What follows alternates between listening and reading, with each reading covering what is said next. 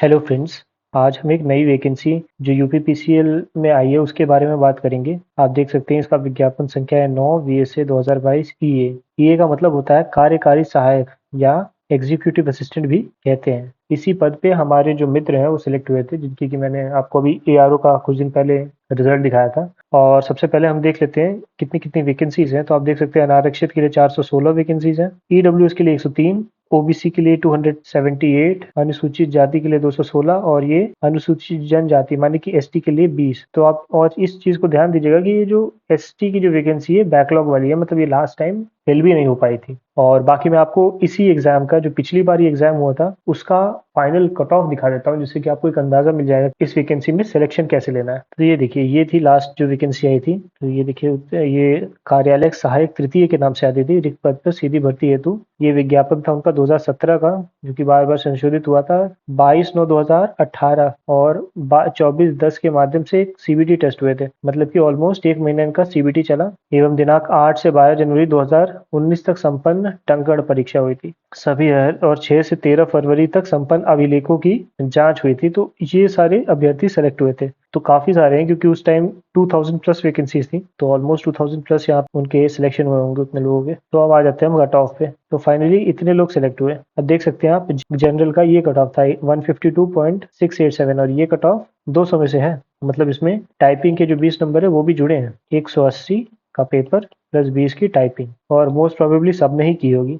OBC का cut off था 143.080, SC का 104.458, एसटी का 65 नंबर पे सिलेक्शन हो गया था। देख सकते हैं आप, इतना कम नंबर। एक्स सर्विसमैन के 58 और DFF dependent of freedom fighter के 77। पीएच के लिए भी एससी के बराबर 103, ऑलमोस्ट उतना कट ऑफ गया था। तो ये था, देख सकते हैं आप, रिजल्ट इसका आया था फरवरी 2019 में। तो इससे आपको अंदाजा मिल जाएगा कि आपको इतने नंबर लाने हैं कम से कम सिलेक्शन के लिए। और ये नंबर लाना बहुत ही इजी है। और आप अगर चाहेंगे तो मैं यूपीपीसीएल का जो ये पेपर हुआ था 2018 में, तो उसके सारे उसके भी वीडियोस बना दूंगा, जैसे कि मैंने एआरओ का बनाया था 2022 वाले पेपर का, और अभी जैसे मैं एआरओ का बना रहा हूँ 2021 वाले का। तो उसके तुरंत बाद में ऑफिस असिस्टेंट या एग्जीक्यूटिव असिस्टेंट का भी वीडियो बना दूंगा अगर आप कमेंट करेंगे तो आइए हम फिर से वैकेंसी पे आते हैं। तो ये हमारी वैकेंसी थी। एक बार समझ लेते हैं इसमें हमें क्या क्या चाहिए। तो ये कह रहे हैं कि ये जो वैकेंसी है वो बढ़ाई और घटाई जा सकती है, हमेशा ही होता है।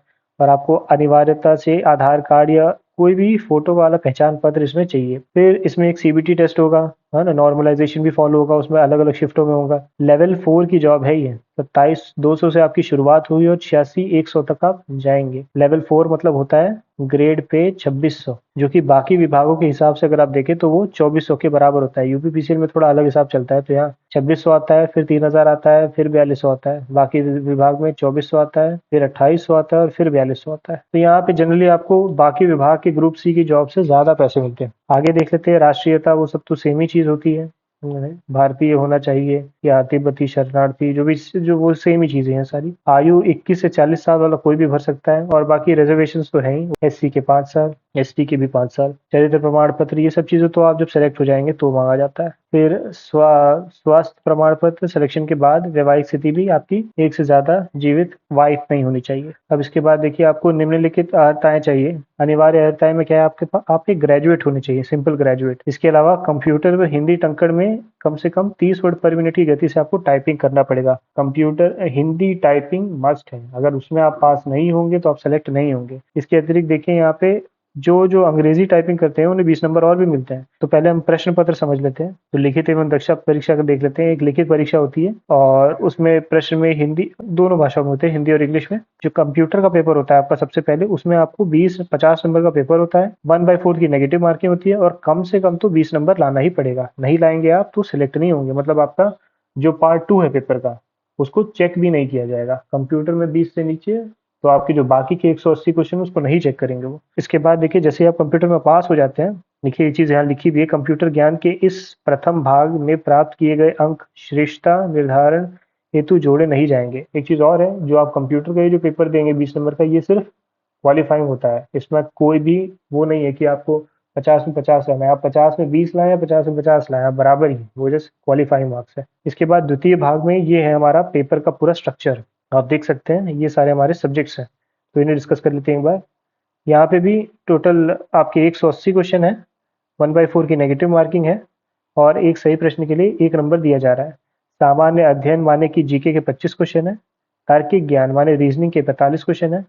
सामान्य हिंदी इंटरमीडिएट स्तर की 55 और सामान्य अंग्रेजी भी इंटरमीडिएट स्तर की 55 नंबर, मतलब कि टोटल आपके 180 नंबर बन जाएंगे। और इसमें 180 में 150 स्कोर कर पाना बहुत मुश्किल है नहीं। आप पेपर देखेंगे पुराना, समझ में आएगा आपको कि पेपर बहुत सरल ही आता है, और आप चाहेंगे तो मैं उसे जरूर उस पूरे पेपर को भी सॉल्व करा दूंगा, जिससे कि आपको एक हिंट मिल जाए। अब थर्ड पार्ट में क्या है, देखिए थर्ड पार्ट में जब आप उसे पास कर लेंगे ऊपर वाले को, जो उनका कट ऑफ बनेगा, 3 गुना लोगों को बुलाते हैं एग्जाम के बाद टाइपिंग के लिए ना। देखिए 3 गुने से कम नहीं, मतलब एटलीस्ट, मतलब जैसे कि 1000 वैकेंसी तो वो 3000 लोगों को टाइपिंग के लिए बुलाएंगे। टाइपिंग जो है वो आपकी 5 मिनट पे होगी, और आपको 2 फॉन्ट मिलेंगे, कृतिदेव 10 या 16, इस पे आपको टाइप करना होगा। न्यूनतम 30 की गति चाहिए कृतिदेव के लिए। और उसके बाद टंकण हेतु 20 अंक निर्धारित होंगे। ये 20 अंक सिर्फ उनको मिलेंगे जो कि हिंदी के साथ ही साथ अंग्रेजी की भी टाइपिंग करेंगे 35 वर्ड पर मिनट के साथ। मतलब देखिए इंग्लिश टाइपिंग ऑप्शनल है, लेकिन उसे आप करेंगे तो 20 नंबर आपको एक्स्ट्रा मिलेगा, तो उसे हम नेग्लेक्ट नहीं कर सकते, वो बहुत ही ज़रूरी है, वरना सिलेक्शन के चांस बहुत कम हो जाएंगे। स्पेशली मैं जनरल, ओबीसी और ईडब्ल्यूएस कैटेगरी की बात कर रहा हूँ। एससी का तो कट ऑफ लो रहता है, तो अगर उन्होंने एग्जाम में अच्छा किया है तो अगर वो टाइपिंग ना भी कर पाए इंग्लिश के तो भी सेलेक्ट हो जाने के उनके चांस होते हैं, बट बाकी सारी कैटेगरीज के लिए you have to type in English as well. तो अगले में देखते हैं, देखिए यहाँ पे वही चीज़ लिखी हुई है, 180 एवं तृतीय भाग की टंकर के 20, मतलब टोटल 200 नंबर के हिसाब से आपकी फाइनल मेरिट निर्धारित की जाएगी, और उसी के बेसिस पे आपका सिलेक्शन होगा। अब इसमें एक और इम्पोर्टेंट चीज़ यहाँ पे आप देख सकते हैं कि अभ्यर्थी द्वारा विज्ञापन पद हेतु निर्धारित अर्हता संबंधी योग्यता प्रमाण पत्र, ये सारी चीज़ें जो हैं का जाति प्रमाण पत्र दिनांक, देखिए जाति प्रमाण पत्र आपका 31/3/2022 के बाद का निर्गत होना आवश्यक है। मतलब अगर आपके पास पुराना जाति प्रमाण पत्र है तो उसे आप फिर से नया बनवा लें। ये हो गई पहली चीज। इसी तरह आप देख सकते हैं आर्थिक रूप से कमजोर वर्ग वाले के लिए भी दिनांक 3 के बाद का निर्गत आवश्यक है।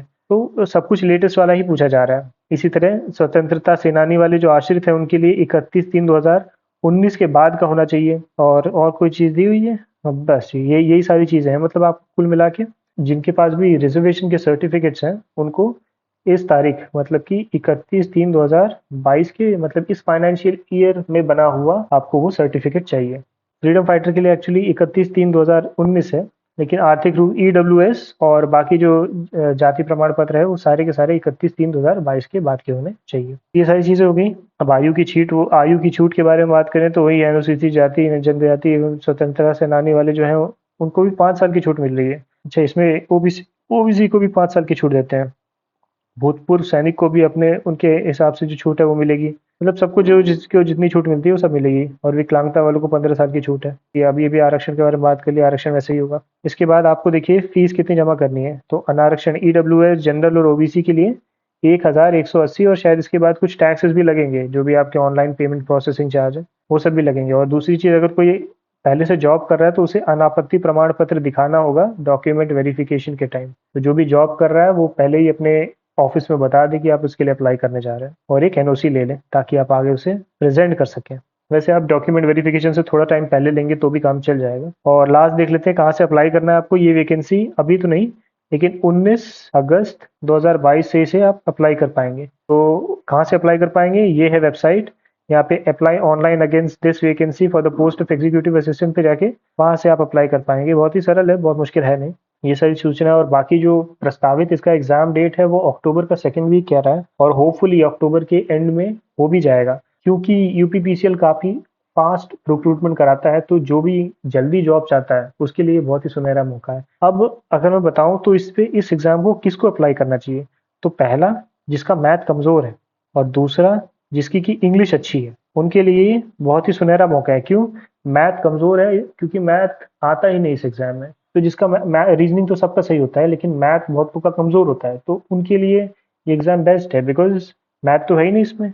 दूसरा जिसकी इंग्लिश ओके लेवल की है, मतलब इंग्लिश उस लेवल की है जैसे कि एसएससी सीपीओ का पेपर सोच लें, उस पेपर के अकॉर्डिंग आपको, अगर आपकी इंग्लिश है और अगर आप वो पेपर सॉल्व करते हैं और आपके 35-40 के आसपास मार्क्स आ रहे हैं, तो मतलब आप इंग्लिश में ठीक है, आप थोड़ी इंप्रूवमेंट करेंगे तो 40+ ले आएंगे। तो इसी तरह आपकी जो 55 नंबर है उसमें से अगर आप 45+ ले आ रहे हैं तो वो अच्छे नंबर है। तो इतना आपको सिलेक्शन के लिए चाहिए भी। तो ये उन लोगों के लिए है, और ये वैकेंसी उनके लिए भी है जो यूपी में जॉब करना चाहते हैं, क्योंकि आपको इसमें आपके घर के एडजेसेंट डिस्ट्रिक्ट में सिलेक्शन मिल जाता है। हाँ, आपको होम डिस्ट्रिक्ट तो नहीं मिलेगा, लेकिन आपके डिस्ट्रिक्ट के बगल वाले डिस्ट्रिक्ट में सिलेक्शन मिलने के काफ़ी हद तक चांसेस रहते हैं, तो आप अप्लाई कर सकते हैं। बहुत ही शानदार जॉब है, बहुत ज़्यादा वर्क प्रेशर भी नहीं है। वैसे डिपेंड करता है आप कौन सा काम कर रहे हैं, कुछ कुछ कामों में है, कुछ काम में नहीं है, बट मोर और लेस काम काफ़ी पीसफुल है। ज़्यादा आपको हार्ड वर्क करना नहीं होता। एक बार आप सेलेक्ट हो जाएंगे तो घर के पास भी रहेंगे, पैसे भी अच्छे आएंगे, और वर्क लाइफ बैलेंस ईजी होता है। मतलब पुलिस की तरह नहीं है कि हमेशा काम करते रहो। तो ये था सब कुछ। और एक बार लास्ट डेट्स कुछ देख लेते हैं। तो ऑनलाइन आवेदन करने का दिनांक 19/8 से लेके 12/9 तक है। परीक्षा शुल्क का भी सेम ही है, और जो चालान से कोई चलना करना चाहेगा तो उसको 14/9 तक की छूट है। तो देखिए, परीक्षा की संभावित अवधि अक्टूबर 2022 की द्वितीय सप्ताह, तो काफ़ी ज़्यादा वक्त भी नहीं है। और ये 3/8 को ये नोटिफिकेशन आ गया है। तो हर वो आदमी जो चाहता है सिलेक्शन लेना और जल्दी चाहता है, मतलब इस साल के अंदर अंदर सिलेक्शन चाहता है, तो वो ज़रूर इस फॉर्म के लिए अप्लाई करें। उम्मीद करता हूँ ये वीडियो हेल्पफुल रहा होगा। बाकी मैंने अपने जो पुराने एआरओ के सोल्यूशन बताए हैं, एआरओ और यूपीपीसीएल ऑफिस असिस्टेंट का सिलेबस एकदम सेम होता है, तो आपको उस वीडियो से भी हेल्प मिल जाएंगे। वो सारे वीडियोस आपको डिस्क्रिप्शन में मिल जाएंगे। मैंने सारे वीडियोस अपलोड कर रखे हैं। और अगर आपका कोई डाउट रहा है इस नोटिफिकेशन के बारे में, इस वैकेंसी के बारे में, तो आप कमेंट कर सकते हैं। अगर आपका कोई फ्रेंड जो आपको लगता है इस एग्जाम की तैयारी कर रहा है या उसके लिए हेल्पफुल होगा, तो आप उसके साथ शेयर करें। और इस तरह के यूपीपीसीएल के एग्जाम्स और उसके क्वेश्चन पेपर, उसके सोल्यूशन के लिए हमारे चैनल के साथ बने रहें, और आप इस चैनल को सब्सक्राइब कर सकते हैं। वीडियो के साथ अंत तक बने रहने के लिए बहुत बहुत धन्यवाद।